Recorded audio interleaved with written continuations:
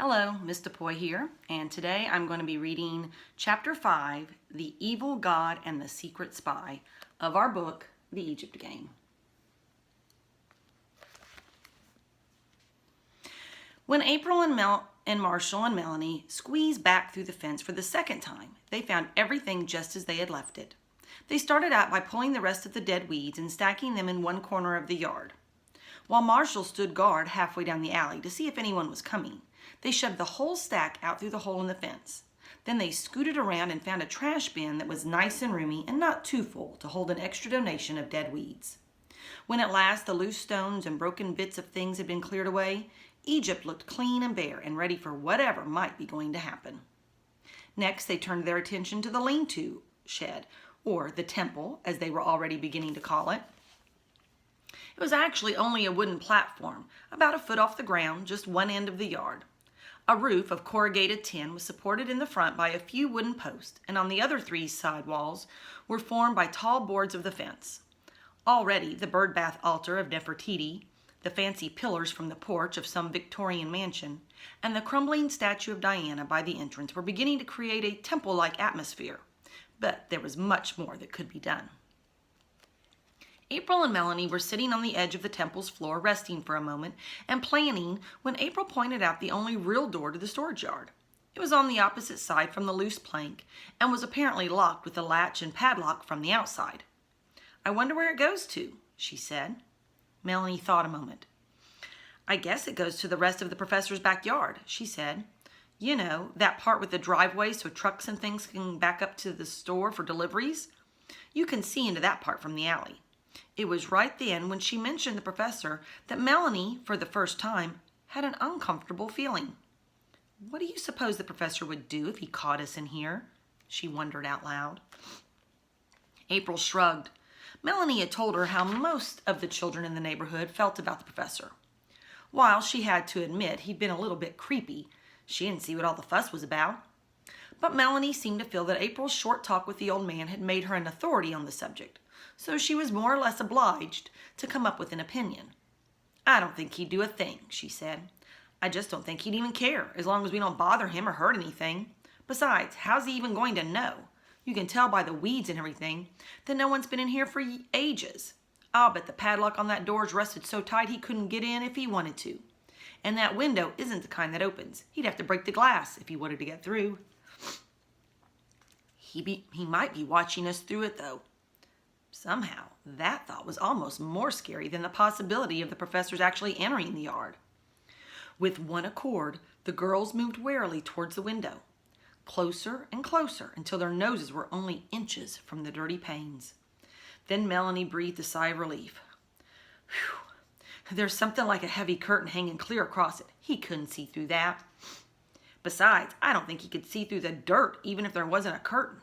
I'll bet this window's in some little back room he doesn't even use anymore. Otherwise, he wouldn't leave it so dirty." Feeling pleasantly safe and secure, the girls sat back down and began to make plans.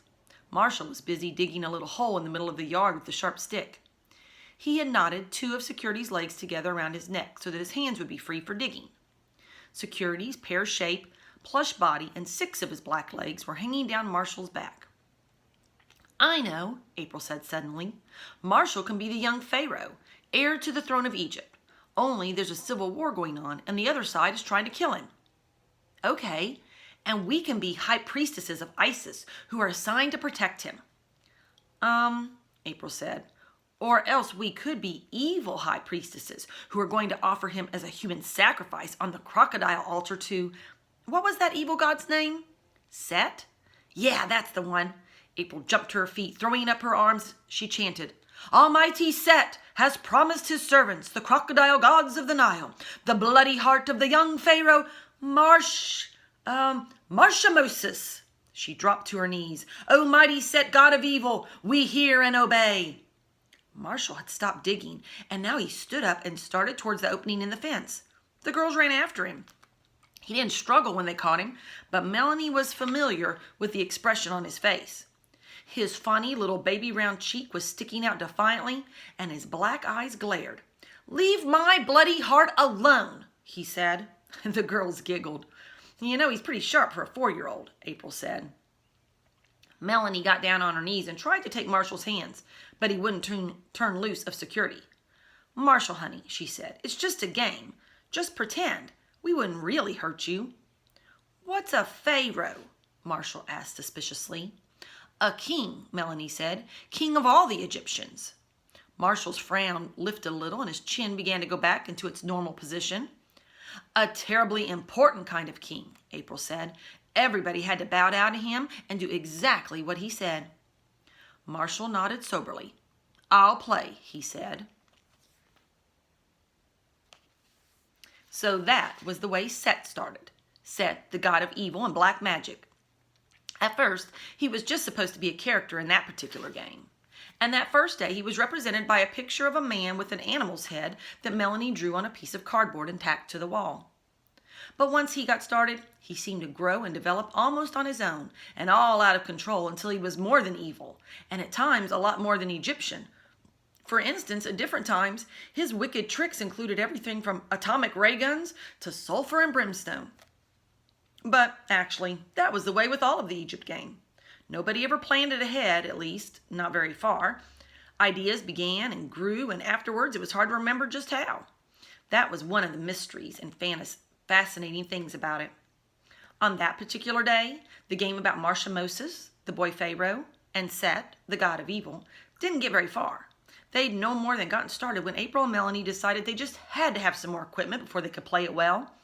So they postponed the game and went instead to scout around in the alley for boards and boxes to use in making things like thrones and altars. They found just what they needed behind the donut shop and the furniture store in the next block and brought them back to Egypt. And it was on the same trip that they had the good luck to rescue an old metal mixing bowl from a garbage pail. April said it would be just the thing for a fire pit for building sacred fires. When they had everything as far as the hole in the fence, they ran into a problem. The bowl and boards went through all right, but the boxes were just too big. The only solution was to throw them over the top of the fence. It wasn't easy, and in landing, they made quite a bit of noise. It wasn't long afterwards that the curtain on the small window at the back of the professor's store was pushed very carefully to one side, but April and Melanie were so busy building and planning that they didn't notice at all. Only someone with very sharp eyes would have been able to see the figure that stood silently behind the very dirty window in the darkened room. And that's the end of chapter, 5, I think. Yes, the end of chapter 5.